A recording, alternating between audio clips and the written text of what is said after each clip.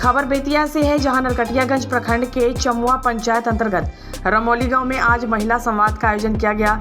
जिला पदाधिकारी दिनेश कुमार राय एवं जीविका दीदियों के द्वारा समन्वित रूप से महिला संवाद कार्यक्रम का विधिवत उद्घाटन दीप प्रज्वलित कर किया गया। उपस्थित महिलाओं ने जिलाधिकारी सहित तमाम वरीय अधिकारियों का तिलक लगाकर स्वागत किया। जिलाधिकारी दिनेश कुमार राय ने नरकटियागंज के चमुआ पंचायत में महिला संवाद कार्यक्रम में उपस्थित महिलाओं को संबोधित करते हुए कहा कि सरकार महिलाओं के सशक्तिकरण के लिए तत्पर है। उन्होंने महिलाओं को बताया कि प्रारंभिक शिक्षकों की नियुक्ति में 50% महिलाओं को आरक्षण का लाभ मिल रहा है, जबकि बिहार पुलिस बहाली सहित अन्य सरकारी नौकरियों में भी 35% महिलाओं के लिए आरक्षित है। उन्होंने महिलाओं को बच्चों की शिक्षा पर विशेष ध्यान देने के लिए कहा, ताकि बच्चे बड़े होकर एक जिम्मेदार नागरिक बन सके और अपने परिवार और समाज की तकदीर और तस्वीर बदल सके। वहीं वहां उपस्थित महिलाओं की तरफ से नल जल योजना, सड़क, नाली, आंगनबाड़ी केंद्र, वृद्धा पेंशन, विधवा पेंशन संबंधी मांगों के संबंध में जिलाधिकारी ने संबंधित अधिकारियों को निर्देशित किया कि महिलाओं की सभी जायज मांगों का अवलोकन कर इस पर त्वरित कार्रवाई करें। महिला संवाद कार्यक्रम को अपर समाहर्ता राजस्व राजीव कुमार सिंह, अनुमंडल पदाधिकारी सूर्य प्रकाश गुप्ता, अनुमंडल पुलिस पदाधिकारी जयप्रकाश सिंह, डीपीएम जीविका आरके निखिल सहित अन्य पदाधिकारियों ने संबोधित किया। संवाद कार्यक्रम में रोशन खातून, सुगंधी देवी सहित कई महिलाओं ने अपनी बात रखते हुए जानकारी दी कि उन्हें प्रधानमंत्री आवास योजना और शौचालय योजना का लाभ मिला है। उन्होंने जीविका स्वयं सहायता समूह कर्ज लेकर भैंस खरीदकर अपना जीविकोपार्जन चला रही है। सुगंधी देवी ने जिलाधिकारी के सामने अपनी बात रखते हुए बताया कि सरकार की ओर से उन्हें आवास, शौचालय, वृद्धा पेंशन, पोशाक योजना जैसे लाभ प्राप्त हुए हैं। वहीं संवाद कार्यक्रम में चमुआ पंचायत के वार्ड नंबर 5 की महिलाओं ने गंदे पानी की निकासी की समस्या की बात रखी और नाले बनवाने की मांग रखी।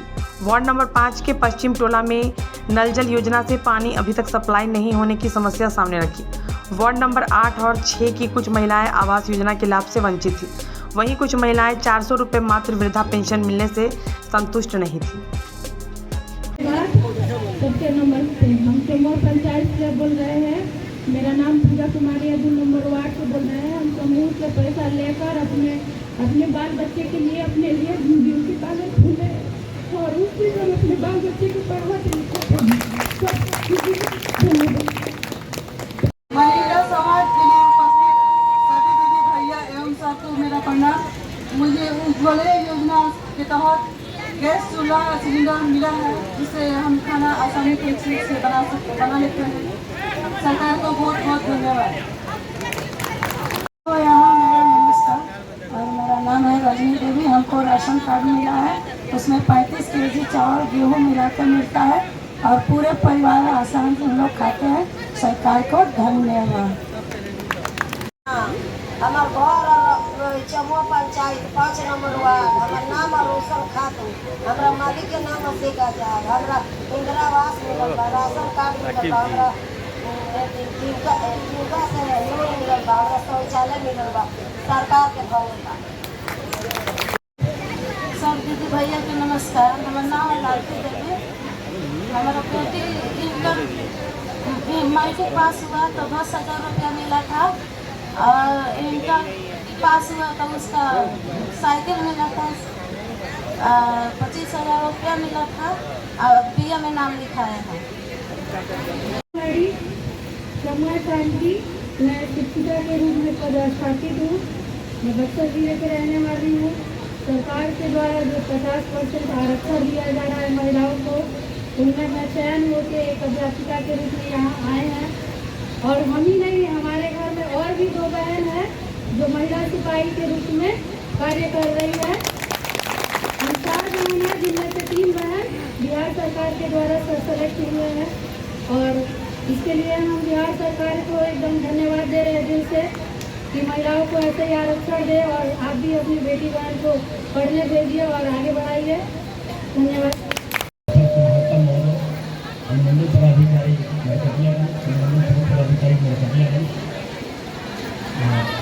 उसके साथ हमारे अन्य पदाधिकारी का सहयोग है। प्रथम विकास पदाधिकारी अंतिम अधिकारी और प्रथम से अन्य अधिकारी का इस महिला समाज के आयोजन के प्रमुख करता है डीपीएम साहब निखिल बाबू। डीपीएम साहब इस कार्यक्रम में मौजूद तमाम हमारी माताएं बहनें नवनियुक्त शिक्षकगण, शिक्षिकागण, जो हमारे एसआई हैं और हमारे पुलिसकर्मी के द्वारा जो संबोधन किया जा रहा है, आप सभी का स्वागत है, अभिनंदन है। बहुत बहुत धन्यवाद आप सभी को। बहुत ही विस्तार से अनुमंडल पदाधिकारी नरकटियागंज, अनुमंडल पदाधिकारी नरकटियागंज, अपर समाहर्ता महोदय और डीसी साहब के द्वारा विस्तार से महिलाओं के सशक्तिकरण के बारे में बताया गया। शांत रहिए, बीच में शांत रहिए। महिला सशक्तिकरण की दिशा में सरकार की जो योजनाएं चल रही है, आपके पास जो बुकलेट है इसको सिर्फ पंखा के रूप में यूज मत कीजिए, इसको घर पर ले जाइए। जो पढ़ी लिखी महिलाएं हैं उसको पढ़िए, समझिए कि 37 प्रकार की योजनाएं आपके लिए सरकार चला रही है। बहुत से महिलाओं ने, चाहे घरेलू महिला हो, चाहे सड़क निकोपार्जन के माध्यम से उनको मदद मिला है, शिक्षक नीति में महिलाओं को लाभ मिला है सरकार की आरक्षण नीति का, या फिर पुलिस डिपार्टमेंट में, चाहे वो एएसआई हो, एसआई हो, कांस्टेबल हो। सुनिए ध्यान से, अपनी बातों को यहाँ तक रख रही है, आप अपनी बातों को यहाँ तक रख रही है। यही महिला सशक्तिकरण का सबसे बड़ा प्रमाण है। आप जो बहन देख रही हैं, इस बहन के माध्यम से महिलाओं के उत्थान के लिए, महिलाओं के प्रगति के लिए, उनके व्यक्तित्व के विकास के लिए जो सरकार की योजनाएं चल रही हैं, और आज आप अपने पैरों पर खड़ा हुई है कि आज ये हिम्मत रखती हैं कि आप मंच पर आकर के, यहाँ पर आकर अपनी बातों को रखते हैं। तमाम उन महिलाओं ने जो जीविका के माध्यम से, जो महिला संगठनों के माध्यम से लाभ पाई हैं, उनके बच्चियों ने किस तरह से मैट्रिक की परीक्षा पास की, किस तरह से इंटरमीडिएट की, किस तरह से मैट्रिक पास करने पर सरकार ने 10,000 रुपये की राशि उपलब्ध कराई और 25,000 रुपये की राशि इंटरमीडिएट पास करने पर उपलब्ध कराई। आप ग्रेजुएशन भी कीजिए, उसमें भी राशि प्रोत्साहन राशि है। अपने बच्चियों को पढ़ाइए। ये जो बच्चियाँ हैं कहीं दूर दराज से आकर के शिक्षक की नौकरी में यहाँ पर आई हैं। अभी लगातार जो नई नियुक्ति हुई है उसमें महिलाओं की बहुत भागीदारी है, और महिलाएं अपने बल पर, अपने दम पर, किसी के रहमो करम पर नहीं आई है यहाँ शिक्षक बनने के लिए। यहाँ पर जो एसआई की नौकरी कर रही है, कांस्टेबल की नौकरी कर रही है, सब अपने बल पर, अपने तैयारी के बल पर, अपने ऊर्जा और परिश्रम के बदौलत यहाँ पर अपने आप को स्थापित किए हैं। ये समाज के लिए प्रेरणा के स्रोत हैं। आप भी अपने बच्चों को पढ़ाइए और इसी तरह से सरकारी नौकरियों के आरक्षण का लाभ लीजिए। आप सभी जानते हैं, जितने भी यहाँ पर दीदियाँ हैं, जितने भी यहाँ पर माताएं, जो गंदे पानी की निकासी है उसका निकास के लेकर, जो आवास से वंचित हैं उनके लिए, वैसे योग्य लाभुकों का सभी प्रकार की जो बातें आपकी आई है, जो विधि संगत बातें हैं, यहाँ पर स्थानीय प्रखंड विकास पदाधिकारी, अंचल अधिकारी हैं, अनुमंडल पदाधिकारी भी मॉनिटरिंग इसकी करेंगे।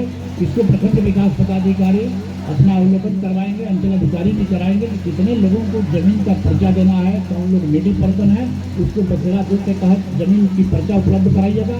साथ ही साथ प्रखंड विकास पदाधिकारी यह सुनिश्चित करेंगे इस टोला में, इस पंचायत के अंतर्गत इस टोला में जहाँ जन संवाद कार्यक्रम चल रहा है, महिला संवाद का कार्यक्रम चल रहा है, कोई भी योग्य लाभुक इंदिरावास के लिए छूटे नहीं। अभी सर्वे का कार्य चल रहा था, शुरू में 31 मार्च तक था, फिर 30 अप्रैल तक था, फिर 15 मई तक इसकी तिथि बढ़ी है। लेकिन मैं आपको निर्देश देना चाहूँगा कि वैसा कोई भी योग्य लाभुक छूटना नहीं चाहिए। आप अपना सर्वे कराएंगे, देखेंगे कि अयोग्य पात्रता रखने वाले लोगों का चयन नहीं हो जाए और योग्य पात्र जो है निश्चित रूप से उसको इसमें सम्मिलित किया जाए।